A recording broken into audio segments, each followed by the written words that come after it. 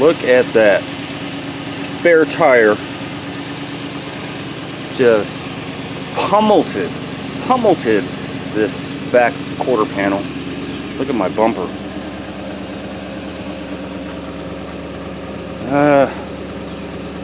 That just hurts my feelings more than anything, I guess.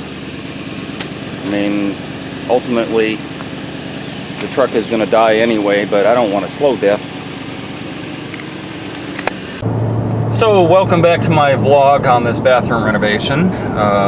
If you are new here, you can go to each one of my videos, including this one, and see the link to the previous one. The previous one? No, I'm doing forward.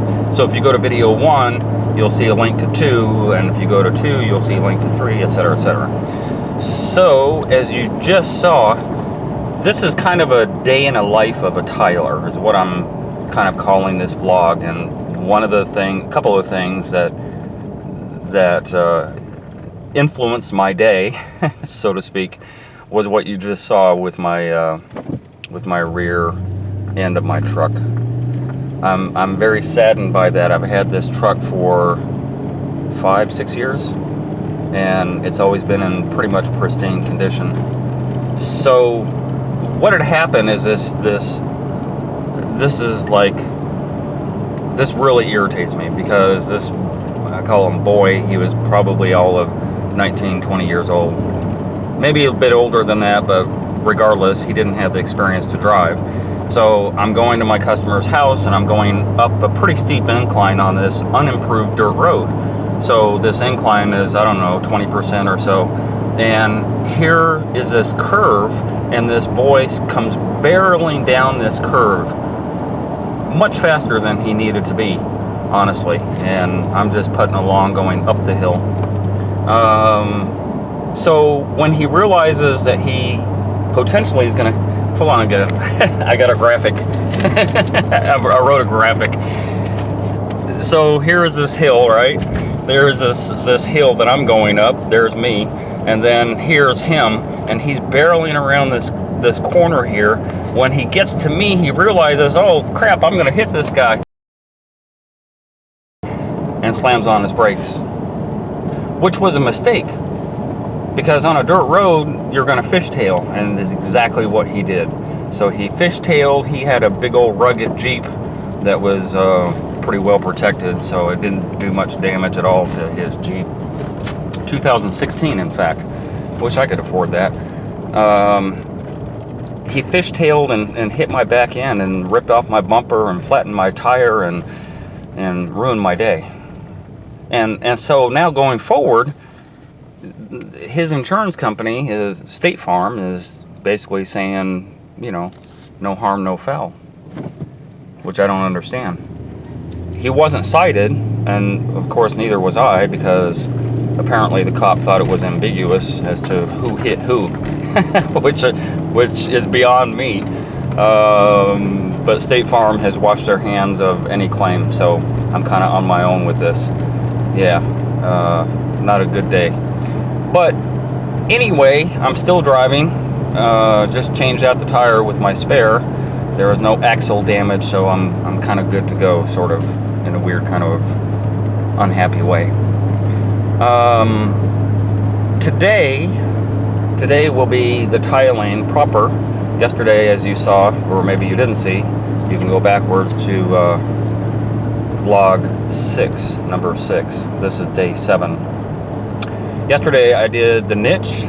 I tiled out the niche, and I tiled out the shower floor. And today I will go in there and grout both of those. The niche doesn't really have to be grouted now. It's a pain in the butt to grout niches, and so I like to get that over with. As long as I have the grout mixed up anyway, I just go ahead and take care of that. So the shower floor will get grouted. And I kind of messed up on this process. What I normally do before I ever set up my tile saw is I put the Durock down on the floor, and I have not done that yet. And I realized that yesterday when I was setting up my tile saw, I said, oh crap, I gotta still put my Durock down, which means I have to move my saw out of the way as I'm putting my Durock down. So getting back to what I was saying, I'll grout the shower floor, and I'll put a fan on it, and in the meantime, I'll spend the next hour, hour and a half putting my Durarock down and on the floor, and then by that time the grout will be relatively dry. And I'll put a piece of cardboard, as I normally try to do, on top of that as I'm start the tiling process on the walls. If you own a tile saw, or you plan on getting a tile saw, most of them today, most of the stands have holes cut out at the bottom of the leg. The leg, I'm not using the term like literally, the leg will be sometimes a rail, a flat rail at the bottom. And both left and right on front and back have holes already pre-cut out of them, and I put casters on them. I started doing that years ago with my Tile-matic, and then it became Husqvarna, and Husqvarna automatically put holes in it. So my DeWalt also has holes in it that they pre-drilled, and it just makes life so much easier. If you've ever dealt with a wet saw and had to dump 5 gallons plus of water just to move your saw, it was really a pain. Now, because I have casters on my saw, I can just move the whole thing anywhere I want to. So that really saves a lot of time and effort. Anyway, today will be the tiling process. When I get there, I will show you a bit of the issues that I'm having. If you saw the picture that I'm trying to replicate on this tile job, that's in a perfect world picture. And this is not a perfect world. So what you will see is that the niche is not centered of the wall. If the niche was centered of the wall, it would be at my waist. The bottom of the niche would be at my waist in order for the elongated tile at the top to work, the elongated tile at the bottom to work, and then the inset of the brick pattern tile that I'm doing. And that's a picture that I showed on day one. That cannot work. The symmetry will not work because my niche is 4 foot up off of the floor. So inevitably, the top tile, the elongated tile that comes down, there'll only be maybe 1 row of that brick tile on top of the niche, and then the rest will follow down to the bottom, and then there'll be like maybe 4 or 5 rows before the bottom elongated tile happens. So it will not be symmetrical, unfortunately, but it would be impossible to have it symmetrical with the niche. If the niche wasn't there, then yes, I could definitely do the math and make that happen. So that's going to be the process today. I will shut up, and when I'll get to the job, I'll turn the camera back on. So I am back at the job. I have already grouted the floor and the niche. Don't show my work there. I have a couple, if you go through my YouTube channel, I have, I think, maybe 3 videos. I have 3 videos on how to grout, just in case you were wondering. A lot of people know how to do that stuff already. Besides mine, there's a lot of videos on YouTube on how to grout. So I'm not going to go through that, but just a couple little tricks saying. That gap that you created on your wall, as you see, now that everything is done, it's minuscule. That's why I didn't do those little fill-in pieces, because there's going to be grout there anyway. Don't chase your tail on trying to get that grout nice and smooth the way you have on your floor. Don't do that, because as you push your sponge in there, you'll have indentation in the grout. Then you'll push some more in there, and you back and forth all day long. It doesn't need to be pretty. Just make sure there's grout up against the pan liner. That way you have kind of a flow of your surface, so that if water ever does get up under your tile that it overlaps at, then it's innocuous, it won't hurt anything.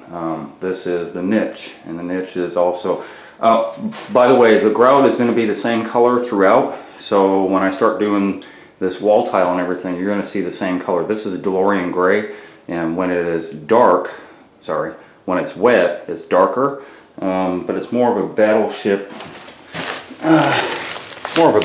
gray type of color, so it'll blend in pretty well. When you do the sealing process, if you want that color, if you want that dark color instead of this light color, you're going to get a grout enhancer. And what that does is enhance, just like the word says, and enhances the color of the grout, so that you'll end up with a dark color instead of a light color. Also, another question I get, do you grout up around the edge of the drain? Yes, you do. You push as much grout into any cracks that you possibly can. But again, I do my drains a little different. As you can see, each tile is tapered down into the drain, so that there's There's absolutely, positively positive water flow going into the drain. That's the way I do it. The grout. So I'm not getting paid. I'm not getting paid. If a company ever comes to me and says, hey, do a video of our product and we will pay you, guaranteed I will let you know that I'm being paid for that product. This is Prism Grout. A couple of years ago, this was only sold at tile specialty stores.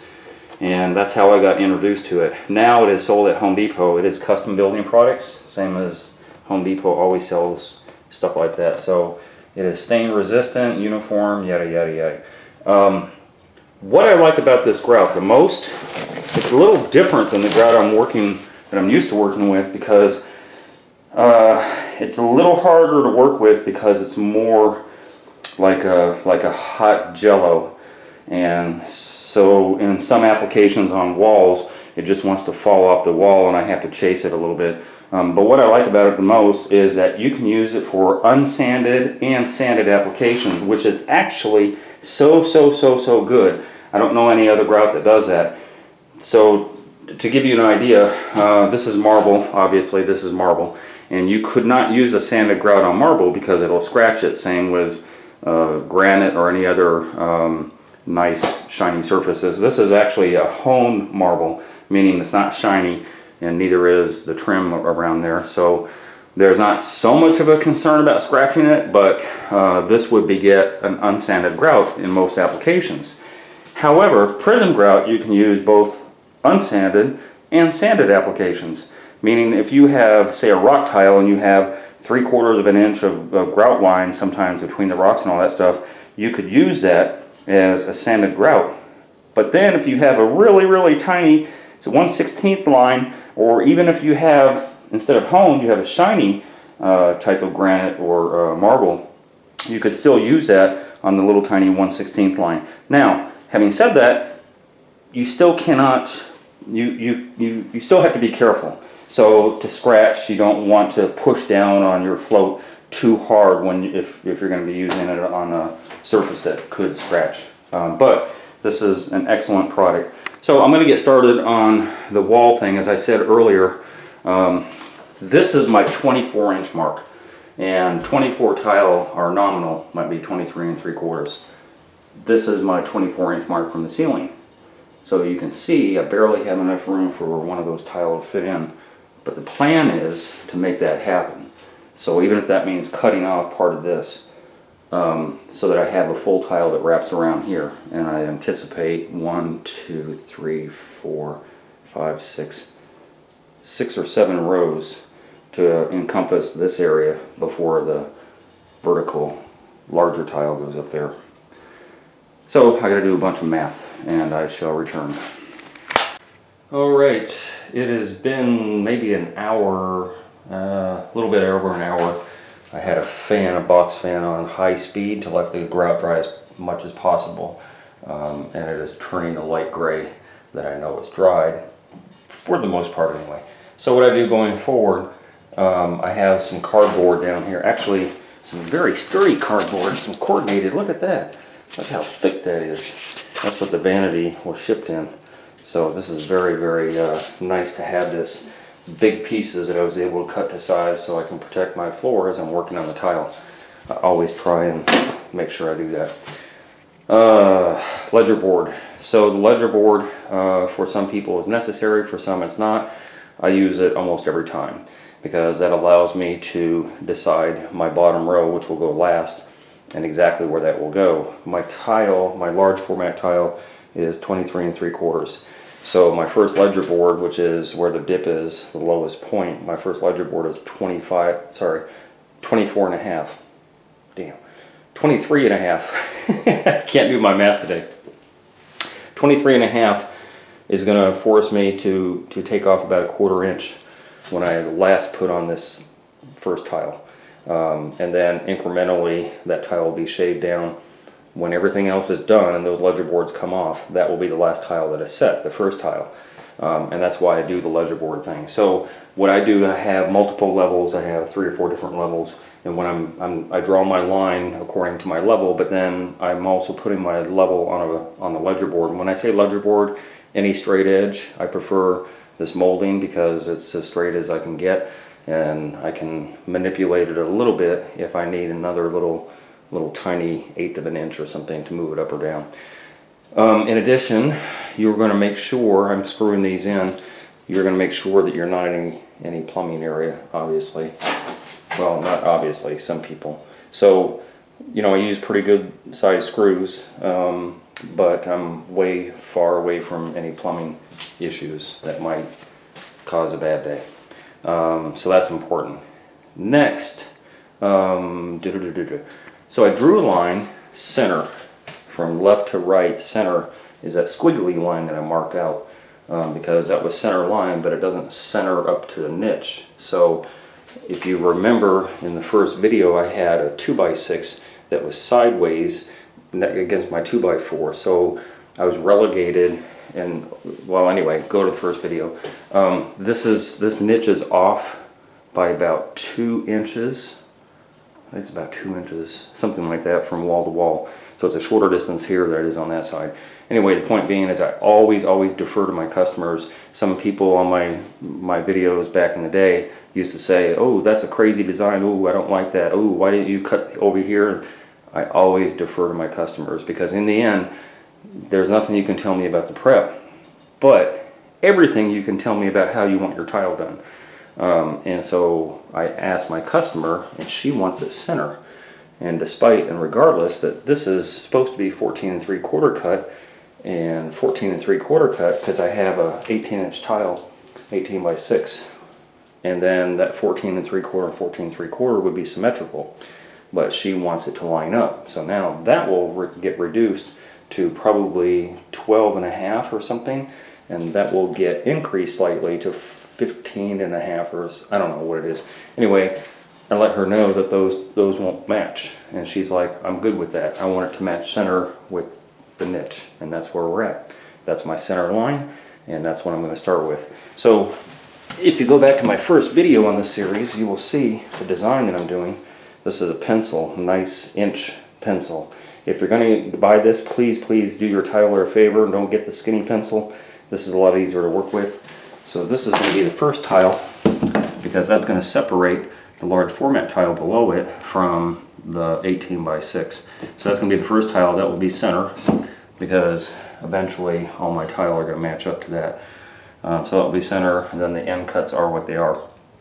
And then once I have all of those in, all the way around, then I can start running my 18x6 tile, and that's going to be staggered brick all the way up.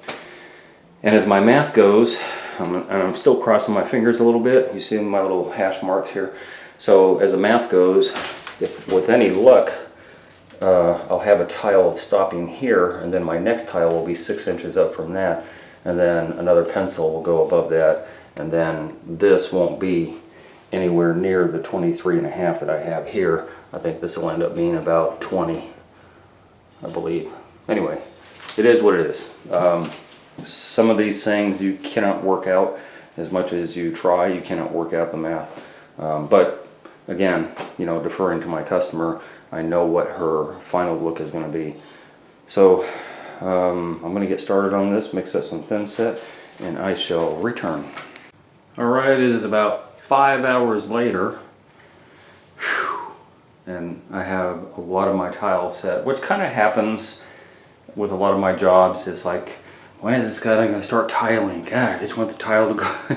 You know, I'll spend 5, 6, 7 days doing all the prep, and then the tiling seems to go so much faster.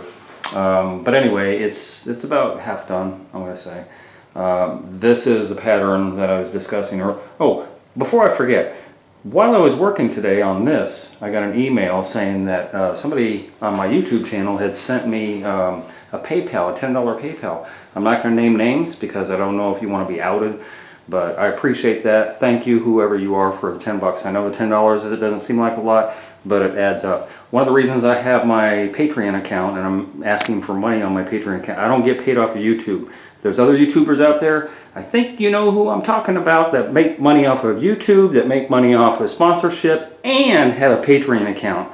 So if I made money off of YouTube, I'd be making like $2 grand, and I wouldn't be asking for Patreon members, but I do. So yeah, I don't get greedy, but My Patreon account is really tiny, and it's nowhere near the 2 grand that I used to make off of YouTube.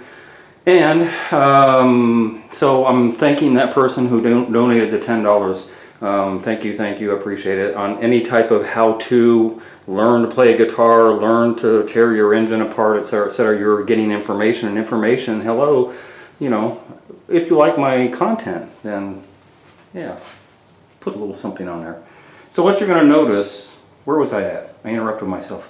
Oh, so there's no dead fast rule about mixing tiles, but I've mixed 3 different tiles. I didn't mix them, but I'm going to have this porcelain tile. I'm going to have, and I misspoke on this, this is not the marble. There is marble in this shower, but this is what I call fake marble. It is a higher end ceramic. When I say higher end, glazed clay, which is like red clay, that's like the worst you could get. And then this is the next step up. This is relatively easy to work with, but it's not perfect. And these tile, because they're not perfect, I have to do a little manipulation thing going on. And so there are some, if you'll notice, some spacers here and there. But this is also tapered on the edge, so it's not meant to have spacers. It's meant like a 4x4 ceramic, where you put them together and it creates its own space. But there are a couple little areas that I had to put spacers in order to be level and all the way around. My pencil is at the bottom, and then I have my rows of tile going up, wrapped around the niche, and then I have the pencil at the top. My 12x24, which is that, is going to go diagonal, sorry, is going to go horizontal, vertical. It's going to go vertical up to the ceiling, and then another horizontal, or another vertical is going to go down at the bottom, which will frame everything out. Speaking of frame out, so you see the little discrepancy that I have. I did really good on this. When I was last on camera, I actually did the math again, and I lowered, it took me about 20 minutes, but I lowered all of my ledger boards by about 3/4 of an inch in order for that last tile to line up at the top of the niche. And I almost got it. I was like a 1/4 inch shy of getting it. But that 1/4 inch can be filled in with grout. This grout will dry a lighter color, kind of like that. So it'll be kind of unnoticeable, but I can make a decision. One of the beauties about knowing your tile and the types of tile that you work with on a day-to-day basis, and knowing your wet saw and knowing what your capabilities are, I already knew that this tile, I could make sliver cuts, like literally a 1/4 inch sliver cut out of this tile in one long piece that's as long as that. I actually did one too thin. This is like a 1/16, and again, it's the same 18 inches, but it's a 1/16 of an inch, and that's way too thin to fit in there. But I can make that work. I think it might, nah. Yeah, it'll fit on this end. And then it tapers up slowly, but it's okay because I tapered this one from a 1/4 inch down to about a 1/16. So by the time I get down to there, it'll fit, and by the time I'm over here, it won't quite fit. Anyway, the point being is that you got to know your equipment and what your capabilities are in order to make things work sometimes. And that's it. This is Sunday, day 7. Monday, day 8, I will finish out the tile. I will start doing the pieces on the edge here, and you know, go up to the ceiling with those. I will start running the tile up there and down here, and then I will start focusing in on the curb. No, I'm going to do the Durock first, then I'm going to do the curb. So there's still some days left to go. I still have a vanity set in after everything is said and done. I had forgotten I had 2 lights to put in, so there's going to be 2 halogen lights, one up there and one up there, evenly spaced. So there's a little electrical stuff going on too. But I still have a busy week, and I shall return tomorrow and shut my mouth because I just talk a lot. So anyway, bye.